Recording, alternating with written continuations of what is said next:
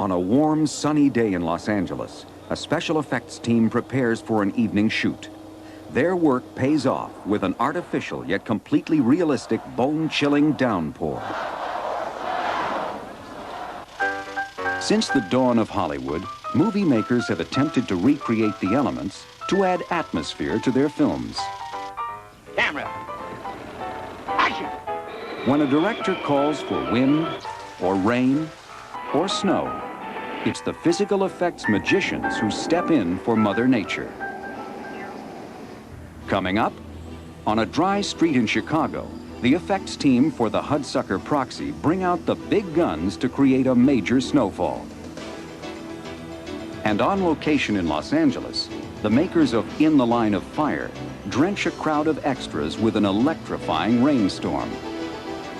Today, we'll follow these weather wizards into the eye of the storm on Movie Magic.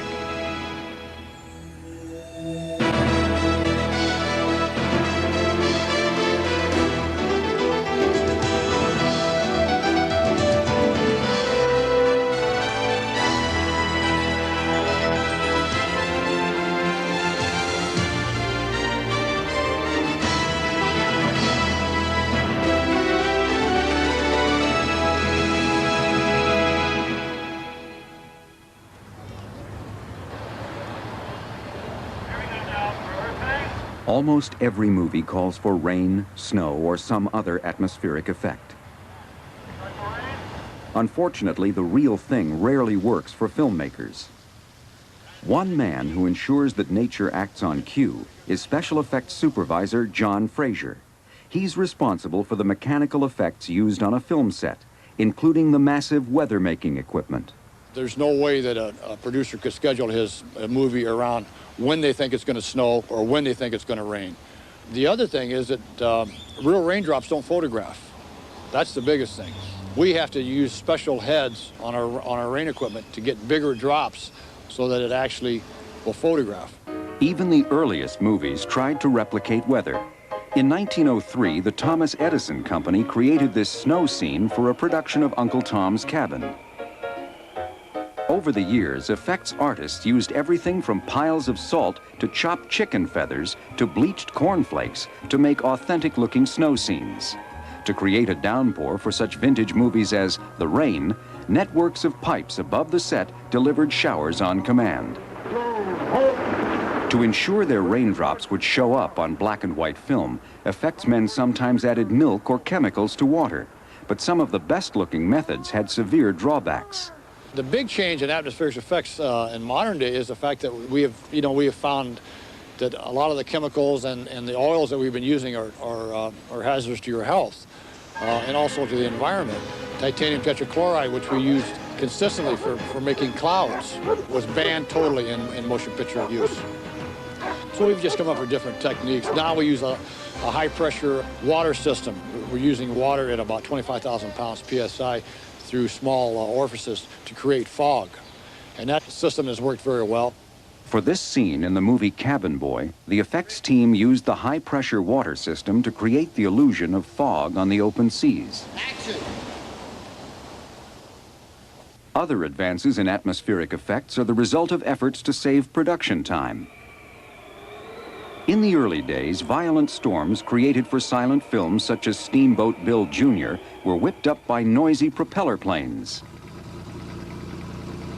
However, these proved too noisy for sound movies. Filmmakers needed a way to create wind and still record dialogue.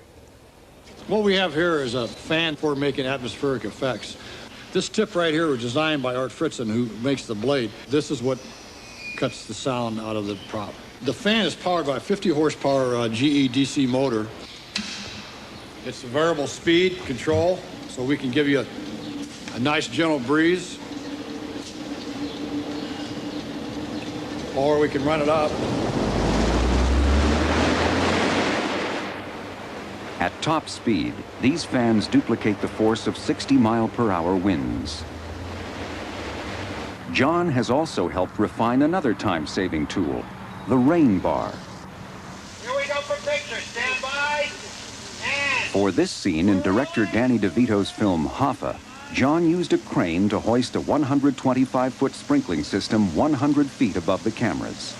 The reason we like the rain bar is because it gives you perfectly straight rain. And also, the higher up you go with it, you're also creating about the same velocity that rain would come down and hit. And it gives you a more realistic look. That's the cut. That's the cut. Stop the rain. Stop the rain. We'll set it up here. Today, John is designing a rain sequence for the Clint Eastwood film In the Line of Fire. Although the movie is shooting in sunny Los Angeles, this scene is set in stormy Chicago. The task for John's crew is to produce a massive rainstorm for this evening's shoot. The water volume must be great enough to soak 300 extras. This is like the premier rain bar that everybody likes to use. We started making them about 15 years ago, and you just keep making them simpler for camera time. John designed this system to assemble in as little as 40 minutes, a factor that film producers appreciate. You know, the easier it is to put together, the more they'll want to make rain. But if you make it difficult, then they just say, we're out of here, you know. So this actually goes together pretty well. These are cams, they lock there, and this tie. Assisting John is effects coordinator Rocky Gear. They're over there. I'll just swing the rain bar over. Yeah, just swing over. We'll look at the script and we'll see the scene. We'll go out, we'll survey it, and in between the two of us, we'll decide which would be the best technique to use for this particular scene. The theory behind making rain is not pressure, but volume. So the more water that you can get to the rain heads, the better the rain's going to be. This is 8 rain heads designed by John to produce the largest possible drops are positioned along each arm. And when it comes out of here, it literally will just go, these are not designed to go straight up. These will go straight out this way. As John's crew hooks in support cables for the arms, the film's electrical crew positions the lights they'll need for tonight's shoot. The whole key to rain is lighting. If it's not lit right, you never see it. It's like, you know, you can watch a football game and you never know it's raining until they point the camera up at the lights. It's the same thing here. Unless it's backlit, you'll never see it. So they'll take some pains to make sure it's lit. With the rain bar ready, it's attached to a construction crane with an arm that extends more than 10 stories tall. And so I'll be out of the shot. That's why we need that much reach. Crane operator Robert Crossan carefully hoists the bar into the air. Fire hose runs under the crane arm to feed water into the rain bar. With rain, you have to have at least 30 feet of elevation. It gives it a chance to fall straight before it gets into frame. That one right there, Ray. The big plus of using the rain bar is that you can get the rain as much as, 100 feet in the air. The rain bar is up and ready to imitate Mother Nature. To complete the deluge, John will need a flash of brilliance. In 1939, the first Academy Award for Special Effects was presented to The Rain's Cane, a winner over such tough competition as The Wizard of Oz and Gone with the Wind. To depict the damage wrought by a combination monsoon earthquake, the film utilized a variety of effects techniques, including an array of miniature buildings and dump tanks to flood several full-size sets on the 20th Century Fox backlot. The effects team spent a year preparing for the film's torrential climax. Even still, to simulate flashes of lightning, the filmmakers simply superimposed frames of white over the shot. For the rainstorm in The Line of Fire, John Fraser's team will employ a much more sophisticated and volatile technique to make lightning. What basically we have over here are 2 lightning machines, and we put aluminum dust in it. It's the same dust that they put into paint for that aluminum look. It's a highly flammable mixture, but what we'll do is we'll shoot this aluminum dust into the air, and then we'll ignite it. And when it ignites, it just puts out this intense light, just like lightning. The device is essentially a propane torch on top of a vacuum machine. Okay, now try. When bright flashes are desired, a small amount of the dust is released. It's sucked into the flame and explodes. This daytime test can only foreshadow the power of the effect against a black night sky. It just puts off an intense amount of light. With the lightning machine set up and tested, the effects crew run fire hose to connect the rain bar to a 4,000-gallon water truck.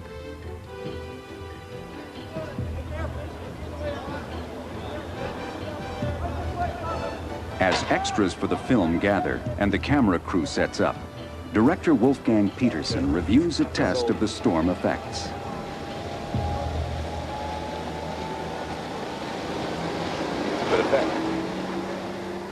Camera time is rapidly approaching. The crew positions the lightning machine to ensure it won't damage property, star Clint Eastwood, or any of the scene's 300 extras. Quiet around here, please. Start the rain. The one thing that you have to watch on a rain bar is you have to bring the pressure up gradually. Otherwise, what happens is you could tweak the rain bar and possibly break it, which could cause, bodily harm. The rain bar releases 750 gallons a minute onto the set. And when the shot is over, there's yet another advantage to creating your own rain: the ability to turn it off. While the extras dry out, the director checks a video playback of the scene. Pretty good. The bottom part of the sign there. No, here, you see it right here. It's in the back. See that? John, have a look. John. Oh, this? I don't know. It might be hitting something in the video. I'll ask Michael. We should do another one. This lightning is much too sourcey. To produce lightning that doesn't appear to emanate from an artificial source just off camera, Rocky Gere moves his machines farther away. Action, go. Then, to ensure that lightning strikes exactly when he wants it, director Peterson cues Rocky for each flash.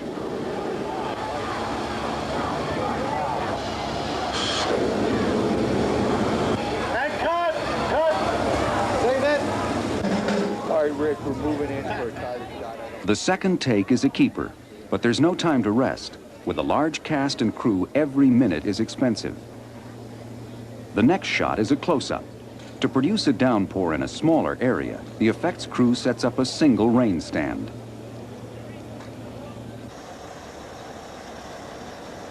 This portable rain stand produces enough of a shower to match the wider shots made with the rain bar.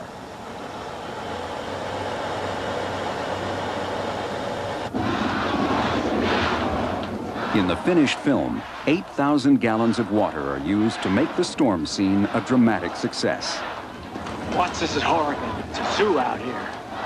It's real neat when somebody says, that's the best looking rain I've ever seen.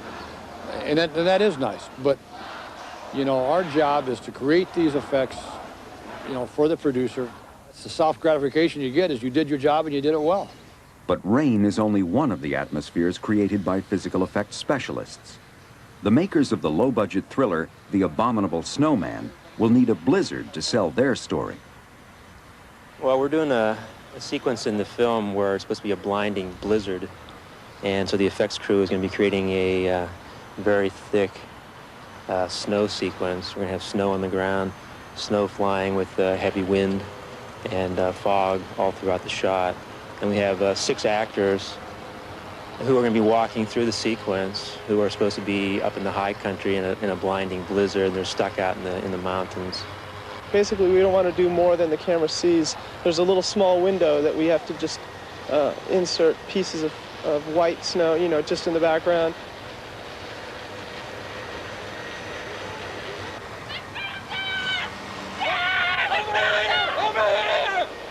But B movies aren't the only films that exploit the elements. Many Hollywood classics also rely on the bone-chilling effect of snow. Hey, what's the matter with you? Look where you're going. Christmas Eve in Bedford Falls, a pivotal scene in director Frank Capra's It's a Wonderful Life. Help me, Clarence, please. Please. I want to live again. I want to live again. I want to live again. At this emotional moment, Jimmy Stewart's prayer is answered by the most subtle of signs. Quite effective symbols for what is actually soap and fire-extinguishing foam blown by a fan. Yay! Hello, Bedford Falls! And those streets are covered by a combination of shaved ice, gypsum, and 300 tons of white plaster, provided by what the film's publicist called the largest special effects crew ever assembled. Merry Christmas, you wonderful old Billy alone! Almost 50 years later, it's New Year's Eve in the Big Apple. This time around, it's actor Tim Robbins stumbling through a cold winter night. In a scene from the Hudsucker Proxy, filmmakers Joel and Ethan Cohen playfully salute It's a Wonderful Life. And that means snow, lots of it. Wrangling the flakes for this movie is special effects specialist Peter Chesney. This big scene of snow was for Tim's, what we all called the walk of shame, after he had fallen from grace. This sort of, cold and bleak in the snow, Charlie Chaplin kind of darkness to it. With credits on Honey, I Shrunk the Kids and Raising Arizona, Peter's company, Image Engineering, brings a scientific approach to the traditional methods of creating weather. Testing everything imaginable from styrofoam to crushed ice led Peter to a new snowmaking device, a web of liquid nitrogen hoses. One of the things I've always hated with the fake snows is it doesn't melt in a close-up. With the help of liquid nitrogen, Peter overcomes this problem by producing flakes of natural frost. So here's my hand, here's the snow.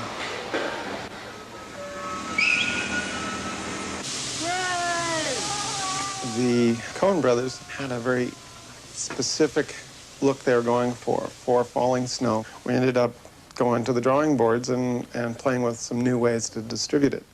Using a computer, Peter designs a distribution system to deliver the desired look of fresh falling snow.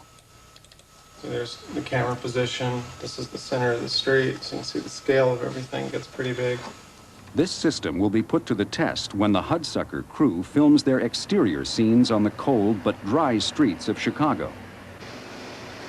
Peter's plan will include 3 snow substitutes: shaved ice, soapy foam, and plastic snowflakes. Because of environmental laws, everything must be biodegradable, or something Peter's crew can sweep up and take with them. Peter's team first dresses the streets with shaved ice.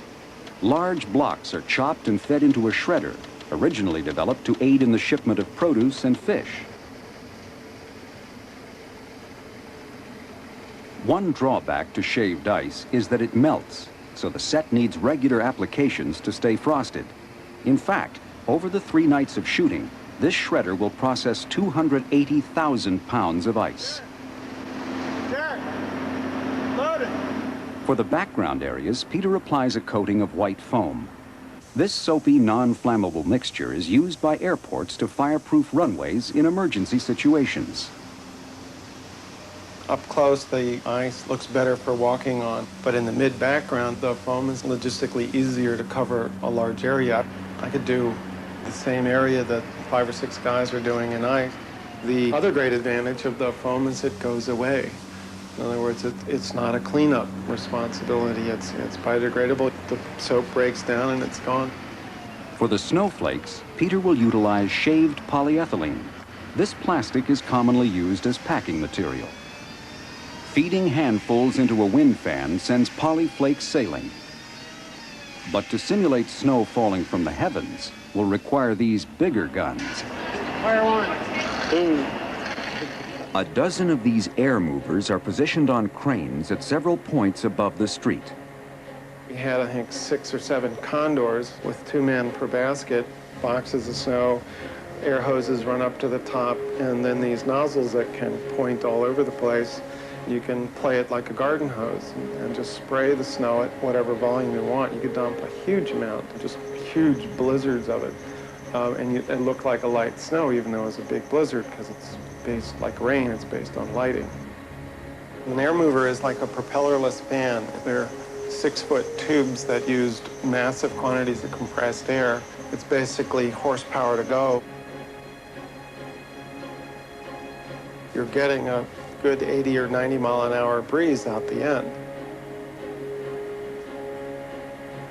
You just got to try to keep your clothes out of it, because once it's like you're right into the back end of it. We worked all night till dawn, got off dawn. A half hour later, it started snowing for real. We decided that the real snow looked fake. After looking at that's because the flakes are about this big that day, and you go, no way, that's not real, because they had huge wet snowflakes that if I did that, you wouldn't buy it if you looked at it. All told, 60 boxes of plastic snow are pumped out to fill the night sky with falling snow.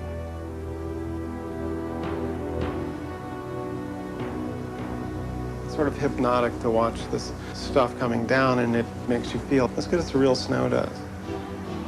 When the job goes well and people don't realize that it's difficult, that's what makes me feel good. That sense of accomplishment is shared by the effects artists who seek to replicate the power and beauty of Earth's atmospheres. For all of us are affected, in the movies as in real life, by the forces of nature. When you're making rain and you're making snow, it's really hard work. By the end of the day, you know you've done a day's work. But you stand back and you look at it and you go, God, that's beautiful, you know. Boy, that's really something. Whatever element the scene calls for, in Hollywood, it's always possible to predict the weather. For neither wind nor rain, sleet nor snow, nor the lack of it, will keep the effects wizards from creating movie magic.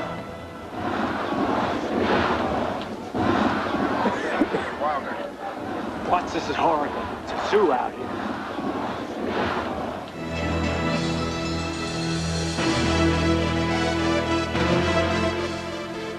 And the next programme in the Movie Magic series can be seen in 3 weeks' time here on BBC One.